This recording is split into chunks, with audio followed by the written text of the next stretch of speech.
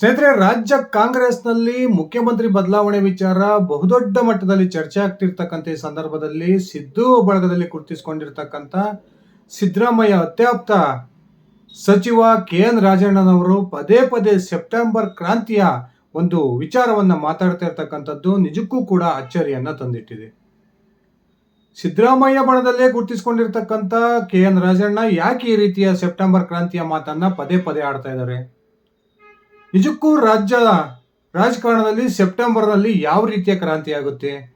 ಈ ಒಂದು ಪ್ರಶ್ನೆಗೆ ಈ ಕ್ಷಣಕ್ಕೂ ಕೂಡ ಉತ್ತರ ಸಿಕ್ಕಿಲ್ಲ. ಸ್ವತಃ ಕೆ.ಎನ್. ರಾಜಣ್ಣ ಅವರು ಕೂಡ ಸೆಪ್ಟೆಂಬರ್ ಕ್ರಾಂತಿಯ ಬಗ್ಗೆ ನಾನು ಯಾಕೆ ಮಾತಾಡ್ತಿದ್ದೀನಿ, ಆ ಸೆಪ್ಟೆಂಬರ್ನಲ್ಲಿ ಆಗ್ತಕ್ಕಂಥ ಕ್ರಾಂತಿ ಏನು ಅನ್ನೋದನ್ನ ಇನ್ನೂ ಕೂಡ ಬಯಲಿಗೆ ಬಿಡದೇ ಇರತಕ್ಕಂಥದ್ದು ಒಂದು ರೀತಿಯ ಕುತೂಹಲಕ್ಕೆ ಕಾರಣ ಆಗಿದೆ. ಹಾಗಾದ್ರೆ ರಾಜ್ಯದ ಮತದಾರರಲ್ಲಿ ಹಾಗೂ ರಾಜ್ಯದ ಜನರಲ್ಲಿ ನಿಜಕ್ಕೂ ಕೂಡ ಸೆಪ್ಟೆಂಬರ್ಗೆ ಯಾವ ರೀತಿಯ ಕ್ರಾಂತಿ ಆಗ್ಬೋದು?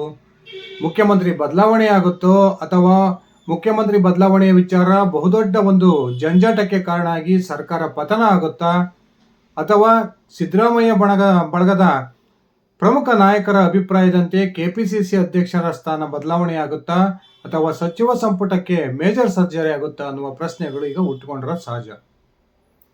ಆದರೆ ಕೆಲವೊಂದು ರಾಜಕಾರಣಿಗಳು ತಾವು ಕೊಟ್ಟಂತಹ ಸ್ಟೇಟ್ಮೆಂಟ್ ಅನ್ನ ಇನ್ನೊಂದು ಸಂದರ್ಭದಲ್ಲಿ ಮಾಧ್ಯಮದವರು ಕೇಳಿದ್ರೆ ನಾನು ಆ ರೀತಿ ಹೇಳಿಕೆಯನ್ನೇ ಕೊಟ್ಟಿಲ್ಲ, ಮಾಧ್ಯಮದವರು ನನ್ನ ಹೇಳಿಕೆಯನ್ನು ತಿರ್ಚಿದ್ದಾರೆ ಎನ್ನುವ ಒಂದು ಮಾತನ್ನ ಆಡ್ತಾರೆ.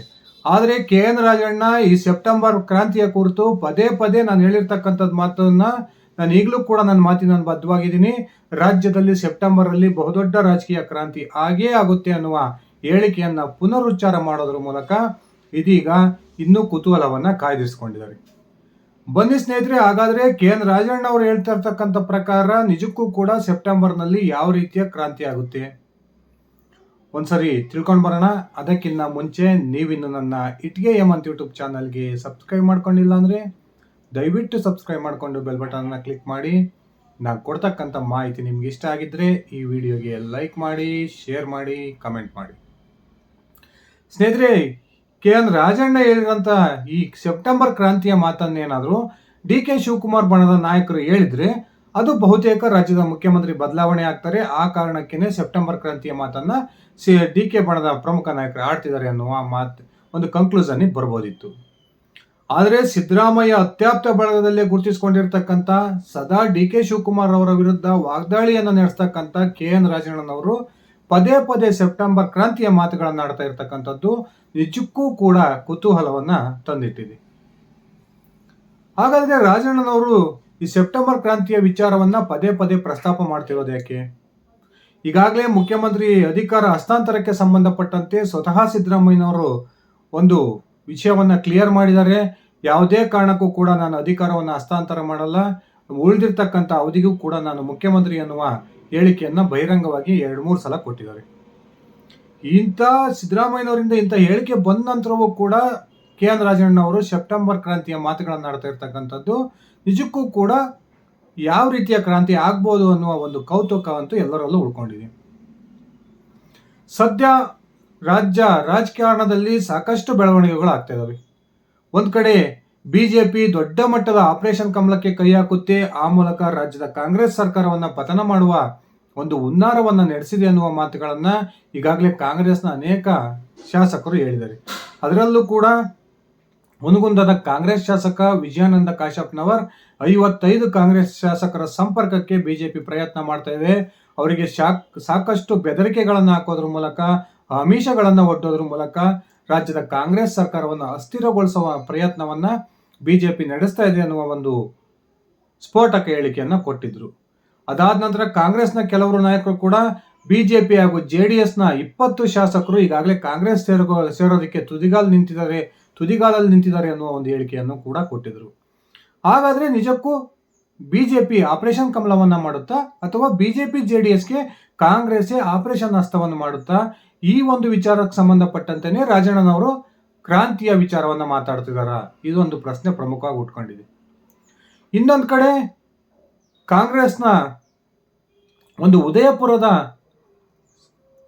ಸಭೆಯ ಪ್ರಕಾರ ಕಾಂಗ್ರೆಸ್ನಲ್ಲಿ ಒಬ್ಬ ವ್ಯಕ್ತಿಗೆ ಒಂದೇ ಹುದ್ದೆ ಅಂತಕ್ಕಂಥ ಒಂದು ಪಾಲಿಸಿ ಏನಿದೆ, ಇದರ ಒಂದು ಇಂಪ್ಲಿಮೆಂಟ್ ರಾಜ್ಯದಲ್ಲಿ ಸೆಪ್ಟೆಂಬರ್ ಅಲ್ಲಿ ಆಗುತ್ತಾ?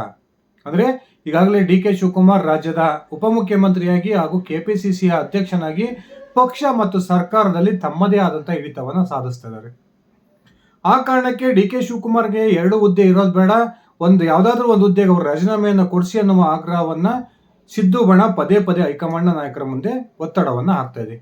ಅದರಲ್ಲೂ ಕೂಡ ಸಿದ್ದರಾಮಯ್ಯ ಅತ್ಯಾಪ್ತ ಬಳಗದಲ್ಲಿರ್ತಕ್ಕಂಥ ಸತೀಶ್ ಜಾರಕಿಹೊಳಿ ತಾನು ಕೆಪಿಸಿಸಿ ಅಧ್ಯಕ್ಷ ಆಗಬೇಕು ಅನ್ನುವ ಒಂದು ಮಹತ್ವಾಕಾಂಕ್ಷೆಯನ್ನು ಇಟ್ಕೊಂಡಿದ್ದಾರೆ. ಈ ವಿಚಾರವನ್ನ ತನ್ನ ಹೈಕಮಾಂಡ್ನ ಮುಂದೆ ಕೂಡ ಸಾಕಷ್ಟು ಬಾರಿ ಚರ್ಚೆ ಕೂಡ ಮಾಡಿದ್ದಾರೆ. ಈ ರಾಜಣ್ಣನ ಸೆಪ್ಟೆಂಬರ್ ಕ್ರಾಂತಿ ಕೆಪಿಸಿಸಿ ಅಧ್ಯಕ್ಷರ ಬದಲಾವಣೆಗೂ ಸಂಬಂಧಪಟ್ಟಂತೆ ಇರಬಹುದಾ ಅನ್ನುವ ಇನ್ನೊಂದು ಪ್ರಶ್ನೆ ಕೂಡ ಉಟ್ಕೊಂಡಿದೆ. ಅದೇ ರೀತಿ ಕಾಂಗ್ರೆಸ್ನ ರಾಜ್ಯ ಉಸ್ತುವಾರಿ ರಣದೀಪ್ ಸಿಂಗ್ ಸುರ್ಜೇವಾಲಾ ಅವರು ಕಳೆದ ತಿಂಗಳು 3 ಬಾರಿ ರಾಜ್ಯಕ್ಕೆ ಆಗಮಿಸಿದರು. ಈ 3 ಬಾರಿಯ ಪೈಕಿ 2 ಬಾರಿ ರಾಜ್ಯದ ಕಾಂಗ್ರೆಸ್ನ 104 ಹೆಚ್ಚು ಶಾಸಕರೊಂದಿಗೆ 1-to-1 ಮೀಟಿಂಗ್ ಅನ್ನ ಮಾಡಿದ್ರು. ಆ ಸಂದರ್ಭದಲ್ಲಿ ಬಹುತೇಕ ಕಾಂಗ್ರೆಸ್ನ 104 ಶಾಸಕರ ಪೈಕಿ ಬಹುತೇಕರು ಸಿದ್ದರಾಮಯ್ಯ ಸರ್ಕಾರದಲ್ಲಿರ್ತಕ್ಕಂಥ ಸಚಿವರ ವಿರುದ್ಧ ಸಾಕಷ್ಟು ಆಪಾದನೆಗಳನ್ನ ಮಾಡಿದ್ದಾರೆ. ಸರ್ಕಾರದಲ್ಲಿರ್ತಕ್ಕಂಥ 15ರಿಂದ 16 ಸಚಿವರನ್ನ ತಕ್ಷಣ ಸಚಿವ ಸಂಪುಟದಿಂದ ಕೈ ಬಿಟ್ಟರೆ ಮಾತ್ರ ರಾಜ್ಯದಲ್ಲಿ ಕಾಂಗ್ರೆಸ್ಗೆ ಭವಿಷ್ಯ ಇದೆ, ಇಲ್ಲದೆ ಹೋದ್ರೆ ರಾಜ್ಯದಲ್ಲಿ ಕಾಂಗ್ರೆಸ್ ಮತ್ತೊಮ್ಮೆ ಅಧಿಕಾರಕ್ಕೆ ಬರೋದು ಕಷ್ಟ ಅನ್ನುವ ಒಂದು ಬಹುದೊಡ್ಡ ಆಪಾದನೆಗಳನ್ನ ಕೂಡ ಕಾಂಗ್ರೆಸ್ ಶಾಸಕರು ಮಾಡಿದ್ದಾರೆ. ಈ ಕಾರಣಕ್ಕೆ ರಾಜಣ್ಣ ಹೇಳ್ತಿರ್ತಕ್ಕಂಥ ಒಂದು ಸೆಪ್ಟೆಂಬರ್ ಕ್ರಾಂತಿಯ ಪ್ರಕಾರ ನಿಜಕ್ಕೂ ಕೂಡ ರಾಜ್ಯದ ಸಚಿವ ಸಂಪುಟಕ್ಕೆ ಮೇಜರ್ ಸರ್ಜರಿ ಆಗುತ್ತಾ ಅನ್ನುವ ಇನ್ನೊಂದು ಪ್ರಶ್ನೆ ಕೂಡ ಉಟ್ಕೊಂಡಿದ್ದಾವೆ. ಅದೇ ರೀತಿ ಸೆಪ್ಟೆಂಬರ್ ಕ್ರಾಂತಿಯ ವಿಚಾರಕ್ಕೆ ಸಂಬಂಧಪಟ್ಟಂತೆ ಇನ್ನೊಂದು ಚರ್ಚೆ ಕೂಡ ನಡೀತಾ ಇದೆ. ನಿಜಕ್ಕೂ ಕೂಡ ಸಿದ್ದರಾಮಯ್ಯನವರು ಬೇರೆ ಏನಾದರೂ ಗೇಮ್ ಪ್ಲಾನ್ ಅನ್ನ ಮಾಡ್ಕೊಂಡಿದಾರ? ಈಗಾಗಲೇ ಸಿದ್ದು ಬಳಗದಿಂದ ಬರ್ತಿರ್ತಕ್ಕಂಥ ಒಂದು ಮಾಹಿತಿಯ ಪ್ರಕಾರ ಒಂದು ವೇಳೆ ಸಿದ್ದರಾಮಯ್ಯ ಅಧಿಕಾರ ತ್ಯಾಗ ಮಾಡತಕ್ಕಂಥ ಅನಿವಾರ್ಯತೆ ಬಂದ್ರೆ ಆಗ ಡಿ ಕೆ ಶಿವಕುಮಾರ್ ಅವರಿಗೆ ಯಾವುದೇ ಕಾರಣಕ್ಕೂ ಮುಖ್ಯಮಂತ್ರಿ ಆಗೋದಿಕ್ ಬಿಡಬಾರ್ದು ಅನ್ನುವ ಲೆಕ್ಕಾಚಾರಕ್ಕೆ ಸಿದ್ದು ಬಣ ಬಂದಿದೆ. ಆ ಕಾರಣಕ್ಕೆ ಬಹುದಿನಗಳಿಂದ ರಾಜ್ಯದ ಮುಖ್ಯಮಂತ್ರಿ ಆಗಬೇಕು ಅನ್ನುವ ಕನಸನ್ನು ಇಟ್ಕೊಂಡಿರ್ತಕ್ಕಂಥ ಎಐಸಿಸಿ ಅಧ್ಯಕ್ಷ ಮಲ್ಲಿಕಾರ್ಜುನ್ ಖರ್ಗೆ ಅವರಿಗೆ ಈಗಾಗಲೇ ಸಿದ್ದು ಬಣ ಒಂದು ವೇಳೆ ಸಿದ್ದರಾಮಯ್ಯನವರು ಮುಖ್ಯಮಂತ್ರಿ ಸ್ಥಾನದಿಂದ ಕೆಳಗಿಳಿದ್ರೆ ಆಗ ನೀವು ರಾಜ್ಯದ ಮುಖ್ಯಮಂತ್ರಿ ಆಗಬೇಕು ಅನ್ನುವ ಒಂದು ಬಹುದೊಡ್ಡ ಆಫರ್ ಅನ್ನ ಕೂಡ ಕೊಟ್ಟಿದೆ ಅನ್ನುವ ಒಂದು ಸ್ಪಷ್ಟ ಮಾಹಿತಿಗಳು ಸಿಗ್ತಾ ಇದಾವೆ. ಈಗಾಗಲೇ ಮಲ್ಲಿಕಾರ್ಜುನ್ ಖರ್ಗೆ ಅವರನ್ನ ಎಐಸಿಸಿ ಅಧ್ಯಕ್ಷ ಸ್ಥಾನದಿಂದ ಕೆಳಗಿಳಿಸಿ ಅವರ ಸ್ಥಾನಕ್ಕೆ ರಾಹುಲ್ ಗಾಂಧಿ ಅವರನ್ನ ತಂದು ಕೂರಿಸಬೇಕು ಅನ್ನುವ ಪ್ರಯತ್ನಕ್ಕೆ ಕಾಂಗ್ರೆಸ್ನ ಹೈಕಮಾಂಡ್ ಮಟ್ಟದ ನಾಯಕರು ಮಾಡ್ತಾ ಇರತಕ್ಕಂಥ ಈ ಸಂದರ್ಭದಲ್ಲಿ ಬಹು ವರ್ಷಗಳಿಂದ ಕಾಂಗ್ರೆಸ್ ಪಕ್ಷಕ್ಕಾಗಿ ತ್ಯಾಗ ಮಾಡಿರ್ತಕ್ಕಂಥ ಮಲ್ಲಿಕಾರ್ಜುನ್ ಖರ್ಗೆ ಅವರಿಗೆ 2-3 ಬಾರಿ ರಾಜ್ಯದ ಮುಖ್ಯಮಂತ್ರಿ ಆಗ್ತಕ್ಕಂಥ ಯೋಗ ಕೈತಪ್ಪಿ ಹೋಗಿತ್ತು. ಇನ್ನೊಂದು ಕಡೆ ರಾಜ್ಯದ ದಲಿತ ವರ್ಗ ಕೂಡ ರಾಜ್ಯಕ್ಕೆ ಕಾಂಗ್ರೆಸ್ ದಲಿತ ಮುಖ್ಯಮಂತ್ರಿಯನ್ನ ನೇಮಕ ಮಾಡಬೇಕು ಅನ್ನುವ ಬಹುದೊಡ್ಡ ಕೂಗನ್ನ ಎಬ್ಬಿಸಿದೆ. ಈ ಸಂದರ್ಭದಲ್ಲಿ ಸಿದ್ದರಾಮಯ್ಯ ಬಣ ಒಂದು ಪ್ರಮುಖ ಲೆಕ್ಕಾಚಾರಕ್ಕೆ ಬಂದಿದ್ದು ಡಿ ಕೆ ಶಿವಕುಮಾರ್ ಅವರಿಗೆ ಅಧಿಕಾರವನ್ನು ತಪ್ಪಿಸಿದಾಗೂ ಆಗಬೇಕು, ಇನ್ನೊಂದು ಕಡೆ ರಾಜ್ಯದ ದಲಿತ ವರ್ಗಕ್ಕೆ ಬಹುದೊಡ್ಡ ಗಿಫ್ಟ್ ಅನ್ನ ಕೊಟ್ಟಂಗೂ ಆಗಬೇಕು ಅನ್ನುವ ತೀರ್ಮಾನಕ್ಕೆ ಬಂದಿದ್ದು ಸಿದ್ದರಾಮಯ್ಯನವರ ನಂತರ ಎಐಸಿಸಿ ಅಧ್ಯಕ್ಷರಾಗಿರ್ತಕ್ಕಂಥ ಮಲ್ಲಿಕಾರ್ಜುನ್ ಖರ್ಗೆ ಅವರನ್ನ ರಾಜ್ಯದ ಮುಖ್ಯಮಂತ್ರಿ ಮಾಡತಕ್ಕಂಥ ಲೆಕ್ಕಾಚಾರಕ್ಕೆ ಇಳಿದಿದೆ ಅನ್ನುವ ಇನ್ನೊಂದು ಮಾಹಿತಿಗಳು ಕೂಡ ಬರ್ತಾ ಇದ್ದಾವೆ.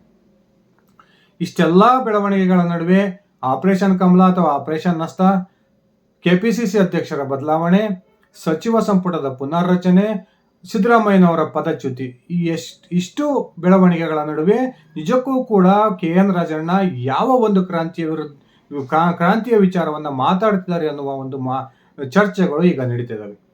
ಆದ್ರೆ ಸೆಪ್ಟೆಂಬರ್ ಕ್ರಾಂತಿ ರಾಜ್ಯದಲ್ಲಿ ಆಗೋದ್ ಪಕ್ಕ. ಈಗಲೇ ಆ ಕ್ರಾಂತಿ ಏನು ಅನ್ನೋದನ್ನ ನಾನು ಬಯಲು ಮಾಡಿದ್ರೆ ಅದರ ಇಂಟ್ರೆಸ್ಟ್ ಇರಲ್ಲ ಅನ್ನುವ ಮಾತನ್ನ ಹೇಳೋದ್ರ ಮೂಲಕ ಕೌತುಕವನ್ನ ಹಾಗೇನೆ ರಾಜಣ್ಣ ಅವರು ಉಳಿಸ್ಕೊಂಡಿದ್ದಾರೆ.